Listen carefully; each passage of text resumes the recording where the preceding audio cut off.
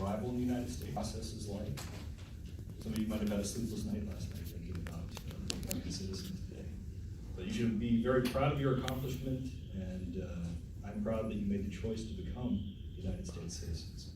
Some things are going to be changing for all of you as you begin your lives as U.S. citizens. I want to go over the most important things. First and foremost, the right to vote.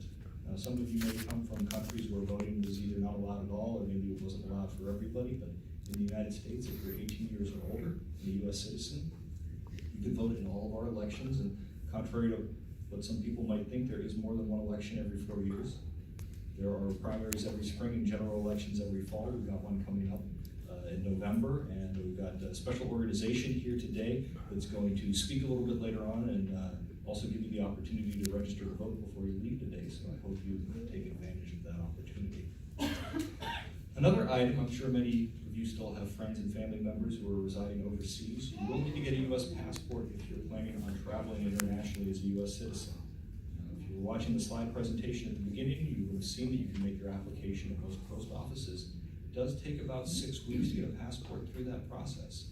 There are ways to get it quicker. It's going to cost you extra money and possibly some travel time, so my recommendation to you is don't wait until the last minute.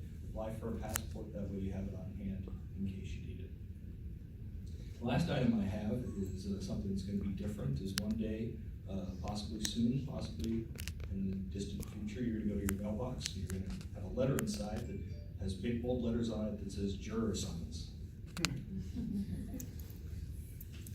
I can tell by the chuckles that some of you are familiar with this. That's jury duty, and it usually draws a little bit of a chuckle because it is inconvenient, and people often talk about how they get jury duty during the most inconvenient times. We all have things going on in our lives, right? We've got family responsibilities, we've got work responsibilities, other responsibilities. The jury duty is something that's very important, so I don't want to downplay that. I mentioned earlier that all of you have a copy of the Constitution to take with you today. If you want to look at that document a little later on, you'll see in the Constitution it says that if someone's in the United States and they've been charged with a crime, that they're entitled to a trial by jury of their peers. And as U.S. citizens, that's each one of you. So when that notice comes, go ahead and let it aside, and then make arrangements to appear. You're going to learn a lot about the judicial process and be performing a very important constitutional duty. All right, enough with my public service announcements. We're going to get on with the business of the day, what everybody is here for. I'm going to make a motion for the oath next, and for all of our guests in attendance, this neatly summarizes what all of our candidates have been through over the past several months in order to get to this point. After that, we're going to do a roll call by country of nationality. We'll get everybody standing, and we'll administer the oath. On behalf of the United States government, it is my pleasure to present these candidates for naturalization. Each of the candidates has been personally examined under oath by a designated officer. Each has demonstrated an understanding of the English language, unless exempt, and knowledge and understanding of the fundamentals of history, principles, and form of government of the United States. Each has been found to be a person of good moral character, attached to the principles of the Constitution of the United States, and well disposed to the good order and happiness of the United States. The investigations of the government have been completed in their cases, and each has been found to meet all the requirements of the law to be naturalized. This afternoon, we have 29 candidates for naturalization, representing 17 different nationalities, so quite a diverse group here among us today. When you hear your country of nationality called, if you could please stand and remain standing. Algeria, Bhutan, Canada, Egypt, Ethiopia,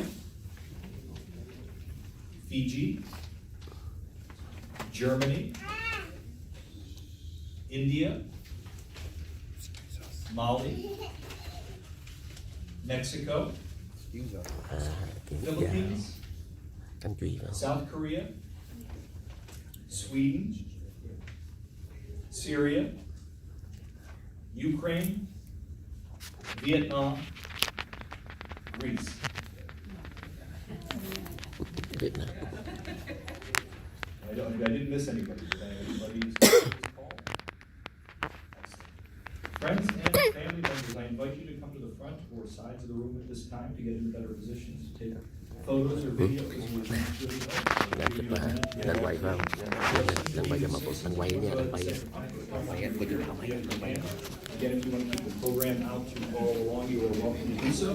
I promise I recite the oath slowly, so there's usually no problem with repeating it back. Just give a moment here. There's a